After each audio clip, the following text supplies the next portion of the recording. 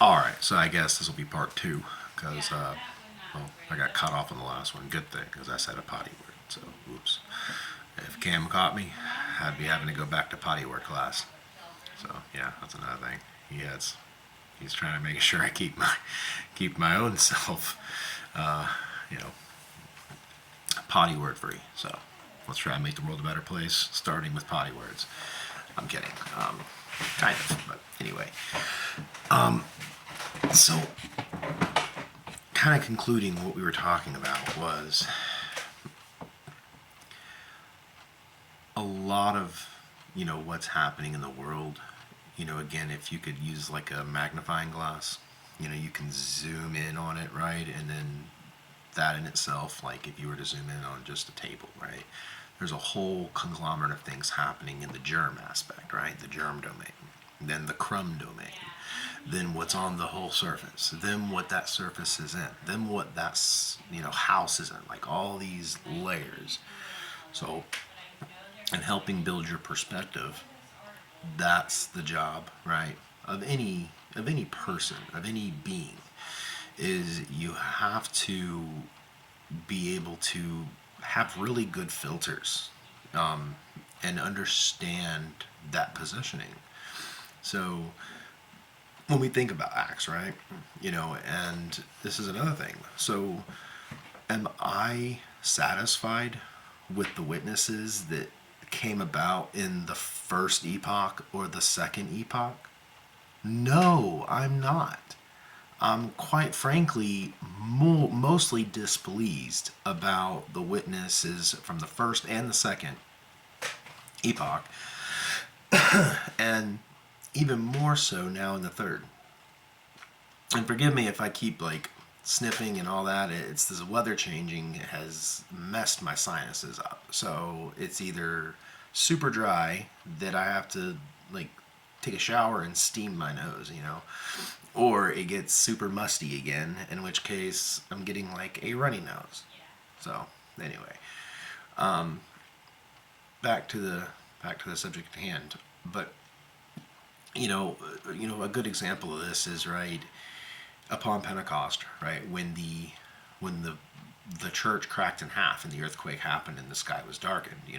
That was a very literal symbol of the veil being torn, right, between humanity having to come first to the priest, and then the priest is then going to communicate with me, and you know that system is still very much in play today. And for some places, people, for some nouns, I will, partake. Obviously, as the spirit side of things, and as the one that's receiving the glory, the praise, the prayers.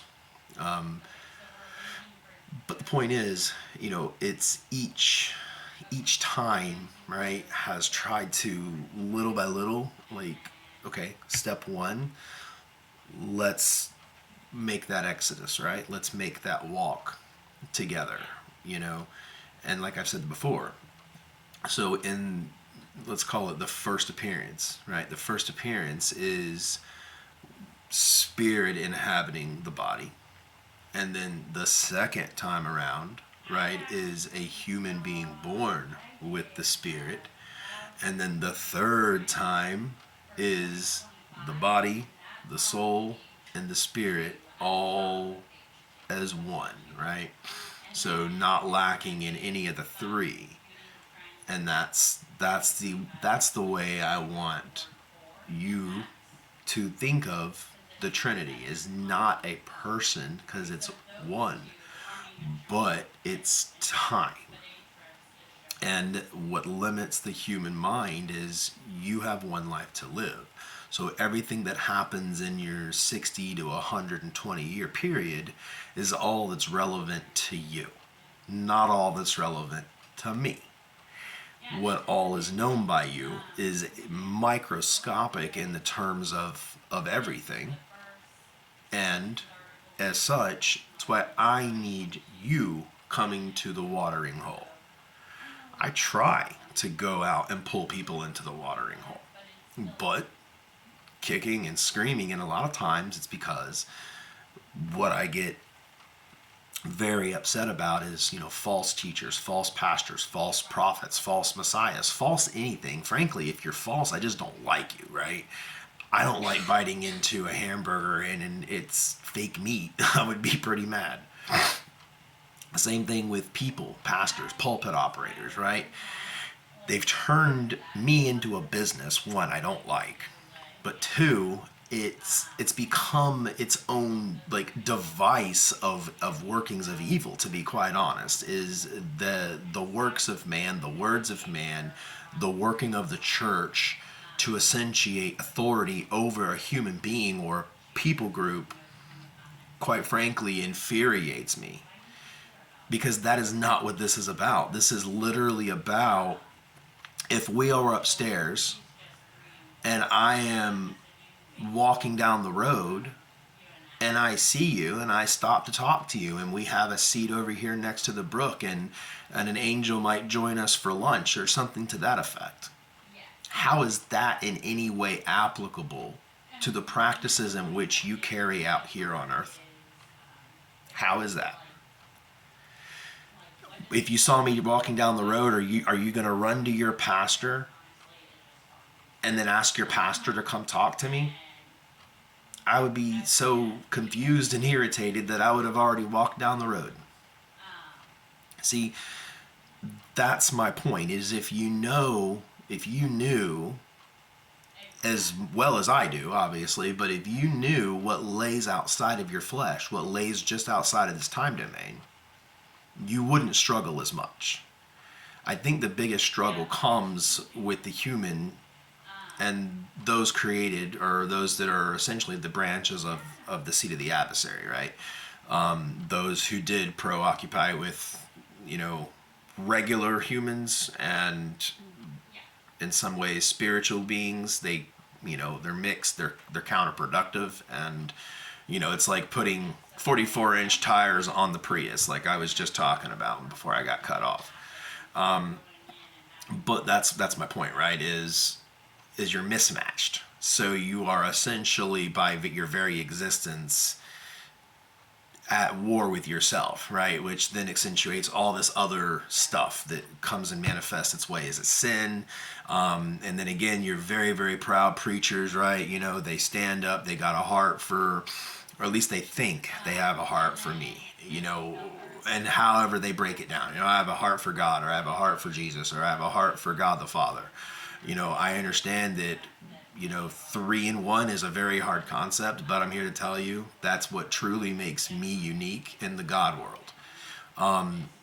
But because I choose to participate at the level that I do with humanity, and as the only one that genuinely does care about your future, and I don't want to see an entire human race, which is literally supposed to be in terms of righteousness and in terms of, being all that you can be, the human is supposed to be higher than the angels in these ways. The angels are higher in different ways, that they already have eternal life. They already have abilities, and they already have access to realms, and they have their own life, believe it or not, outside of me. But yet they don't have a life outside of me. So I know that probably doesn't make sense either, but for a perspective exercise, if you never knew that, let's say, China existed, right? Let's say you were a Native American in America, and somebody is trying to describe to you something that physically would be impossible at that time for a Native American to travel to China, right? It's just not possible. They didn't have the technology to sail and things like that.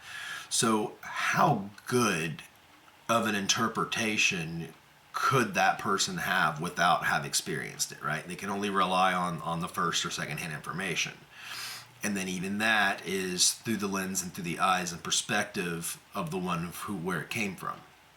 Which is why I try not to go too deep into these things, because I'm God, you're not. You are not going to have perspectives that I do, and you're not going to have understandings that I do. And by me trying sometimes futilely to give you these perspectives and give you these understandings, I think it confuses people more, and it starts going down. So that's where it's like, okay, we're going to rebalance it the other way. where let's try not to keep compartmentalizing this and compartmentalizing that, and like it's like I know, you know, this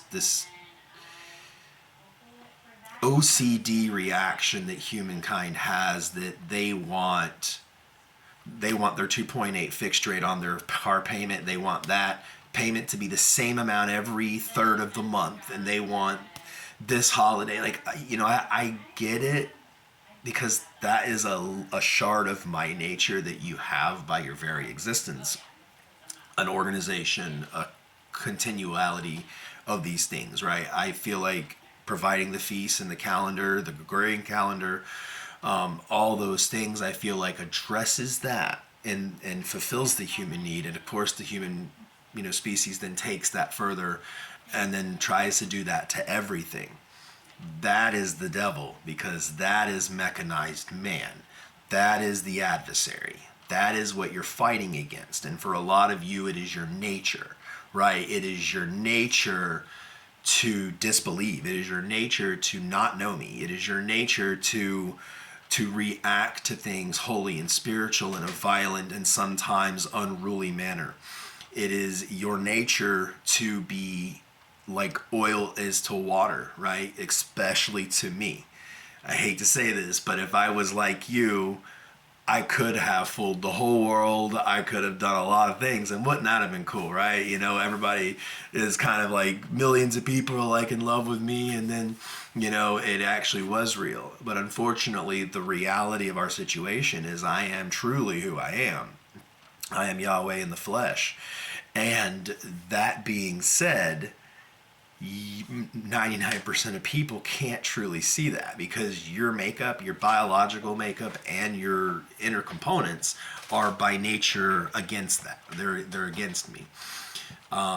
So again, you know, we're gonna have our challenges no matter what. But I'm here, you know, and I am gonna help in every way I can, without completely destabilizing creation, because that is another challenge that I have here. Is I tend to stay really kind of out of the public eye, and I don't like doing a whole lot of these video things, because again, I don't I'm kind of afraid if I get too rattled, a lot of things start transpiring due to divine wrath, and I really don't want to do that, because then I think that, you know, the destabilization tends to be worse on winning souls. So I do try to have things kind of pre-planned. I try to have several rights out, the pre-warning, really drilling down on kind of where the crux of the issues are. And then it will be the same day, the next Sunday. It's like no one's learned anything. No one's listened to anything. And here I am. I'm like, guys, like, I mean, we're about to rock the boat. We're about to completely disintegrate LA, and no one's listening to me. You know, people are listening for the FEMA number. They're listening to see what the wind is going to do. They're waiting to see what the fire is going to do. And I am all the elements, but yet no one cares about who controls the elements. That's my point, right? So out of 357,000 churches in America, there's nothing for me. Your entire building, your entire practice, your entire service, the clothing, the garments, the jewels, these divine artifacts, the crown of thorns, all these things, these $1 million cathedrals are for what then? If they're not for me, the true and living God, whom the Bible is written for and after, then everything else is an idol. So if they're not for me, then that means they're for an idol. And an idol is anything that takes my place. Let me turn this down off here. So an idol is anything that takes my place. So if you walk out and you're like, oh, so glad my rose bush is doing good. You know, I put on the Miracle Grow. Okay, that's fine. But where'd your rose come from? I'm not the department store, right? Who created the rose so you could have it? That's how I want you to think. You know, you may have lost your house, But how did you sustain that business for 42 years and the success that you had? And whose fault was it that you saved nothing for this time? Because you didn't listen to me. This is what I mean, is mankind will go around thanking mankind and going out of their way for each other. And sometimes it's nice to see because I like seeing everyone get along. But what I don't like is a 10-minute introduction about a man, by a man, for a man, a minute and 3 seconds, a prayer to me to make sure that your day goes good, that your life is good, that your people are good, that your coffee is hot and your car doesn't, and your car starts in the morning. Get off yourself. Where is your humility? Where is your love for me? Where is your love for your very life that you have? Where is your concern? Then we start falling on another or one side of the fence. Then I see, okay, well, you just don't believe. So now you're treating the position of educating human beings about their maker, their creator, how the earth arrived here, what the stories in the Bible are about, and who it's about, and why. So you're not doing that. That means you're collecting a paycheck on people's dimes that are at your feet trying to learn, and you're just teaching them whatever you want. Then you are on my bad side. Then you are my public enemy number one. That's how we have churches that go up in flames. That's why we have lightning strikes in front of the Vatican. That's why we have all kinds of stuff. And again, people with eyes and ears to see and hear, this isn't a strange thing for them. They're seeing it. And a lot of them are seeing it and they don't even know I'm here yet. So for them, blessed is he who has the faith that hasn't seen, right, and still believes. Versus those who know I'm here, I'd be wetting my pants if I knew I was here and I was purposely not trying to make a connection with the Creator, with the Messiah, with the Mashiach, with Hashem, with Yahweh himself. I would be wetting my pants out of fear for being as stupid as you guys are. But that's kind of my thing, is I want to confirm that, right? The separation of the veil, right? The doing away with the old and in with the new, right? But I am the same yesterday and today. But that only means that humanity has had to take the long way around because of the fall. And there is a lot of intricacies that have had to transpire in order to get the proper positioning, which is now, to then take those who are keeping, cut the rest, and then let those who are going to make it into New Earth, have a bilingual plane, all these things are to come. And that's where we're at. But, we're going to go into a lot more detail in the future about certain things. But I just wanted to kind of finish up from the first one. But I think what we're going to do next is I think we're going to try to break into a little bit of the Bible. Again, I just get really afraid with it because then people, it will drive me crazy. Instead of hearing good prayers or I'm hearing good sermons, it's this Q&A, and then people are like, when Yeshua comes back, or when Jesus returns, or the rapture. I literally start getting hot. Steam could start coming out of my ears. And this is what I mean, right?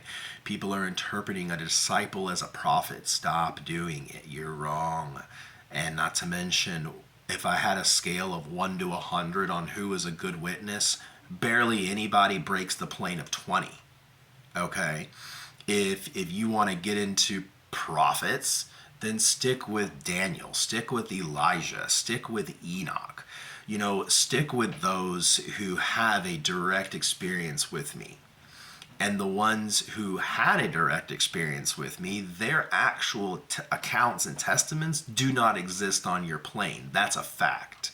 So, to actually have the witnesses as they stood and in real life, what happened, what transpired, how and why, is not even found in your history books. And that's what's peeing me off, is that I don't have something I can pull into your world and say, here, humans, you want your smoking gun, there it is, you know.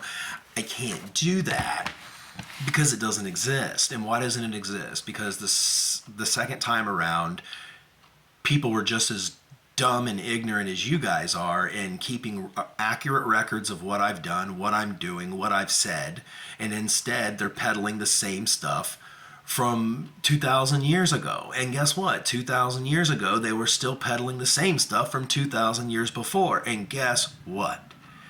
In the Old Testament and the first coming, right, they were peddling the stuff of ancient Babylon before that. So it is literally on repeat. And I'm telling you, the 7,000 years is not a long time. Like, this is a little bit of time to try to correct a big mistake. And I just can't seem to get anybody's head out from their own crazy Alice in Wonderland. I don't know, but that's what I'm trying to say to you. So if there was anybody who could do the human race a big service, start taking the witnessing seriously. Start accurately recording what I'm doing. Take the rights that I've written and prove the prophecies that I've written. Not because I'm a prophet, but because I am who I'm writing about. This is what I mean. Start doing a better job than Matthew, Luke, Mark, and John. Do a better job than Paul. See where they screwed up and you guys do better. That's what I'm challenging you with. Don't go on the hunt to criticize Christians. Don't go out there and try to tell the world that I'm black, because I'm not. I'm white. But stop.